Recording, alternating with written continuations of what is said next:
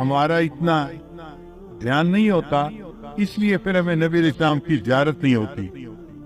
بہت سارے لوگ یہ کویسچن پوچھتے ہیں کہ جی اتنے سالوں سے ہم کوشش کر رہے ہیں کہ ہمیں نبی علیہ السلام کی زیارت نصیب ہو، مگر نہیں ہوتی۔ عام طور پہ جو ہم نے بزرگوں سے سنا ہے اس کی دو وجوہات ہوتی ہے، ایک نگاہ ناپاک ہوتی ہے اور ایک بدن یا کپڑے ناپاک ہوتے ہیں، جس کی وجہ سے زیارت سے محروم ہو جاتے ہیں۔ اگر ان دو چیزوں پر محنت کریں تو اللہ تعالیٰ زیارت نصیب جلدی فرما دے گی۔ نگاہ کا بہت زیادہ پرہیز کریں، 100% پرہیز کریں گے تو اللہ تعالیٰ کی طرف سے پھر نبی علیہ السلام کی زیارت والی سعادت نصیب ہو جائے گی۔ میرے والدین چونکہ شروع سے ہی نیکی کی زندگی گزارنے والے تھے، تو میں نے تذکرۃ الاولیاء کتاب 5ویں کلاس میں پڑھی تھی۔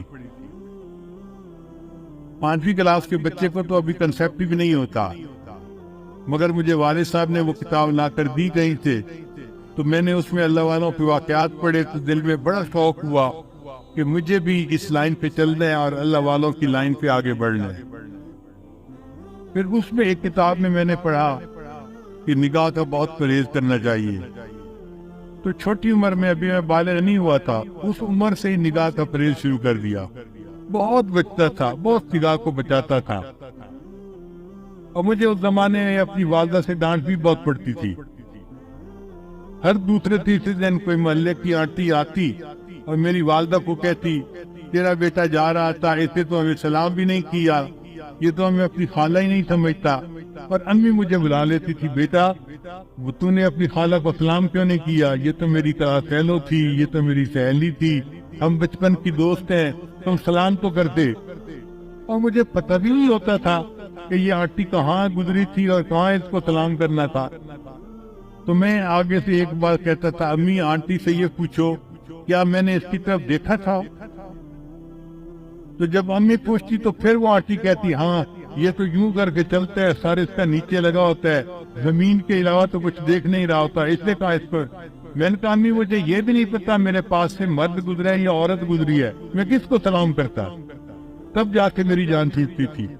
لیکن اندر اندر مجھے بہت غصہ آتا تھا ان آنٹیوں پہ، سارا محلہ خالہ بنا ہوا ہے، سارا محلہ آنٹی بنا ہوا ہے، اور بس ان کو سلام ہی کرو چلتے ہوئے۔ لیکن نگاہ کی اتنی حفاظت کا بہت فائدہ ہوا۔ مجھے آتے جاتے جوتوں کی آواز سے پتہ چلتا تھا کہ قریب سے کون گزر رہا ہے۔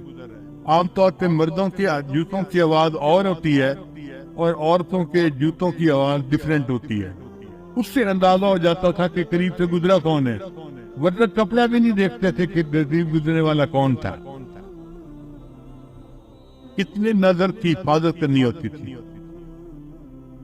اس پر اللہ رب العزت نے پھر جو مہربانیاں کی وہ اب کیا بتائیں آپ۔ ہمارے ایک ساتھی ہیں لاہور کے، ایک دن مجھے کہنے لگے کہ میں آپ کو ایک بات بتاؤں، مجھے حضرت نے بتائی۔ میں نے کہا بتائے؟ کہنے لگے حضرت نے مجھے بتایا کہ دیکھو اس وقت آپ کسی مسجد میں کھڑے تھے، آپ کی طرف اشارہ کر کے حضرت نے کہا کہ اس بچے کو اس وقت 100 سے زیادہ مرتبہ نبی علیہ السلام کی زیارت ہو چکی ہے۔ میں سن کے حیران ہو گیا، اور حیرت مجھے اس کی تھی کہ پتہ اس کو کیسے چلا۔ اس نے کہا جی کہ مجھے حضرت نے یہ بات بتائی تھی، شیخ نے یہ بات بتائی۔ تو نگاہ کی حفاظت کا پھر یہ فائدہ ہوا کہ اللہ تعالیٰ نے 30 سال کی عمر سے پہلے 100 سے زیادہ مرتبہ نبی السلام کی زیارت نصیب فرمائی۔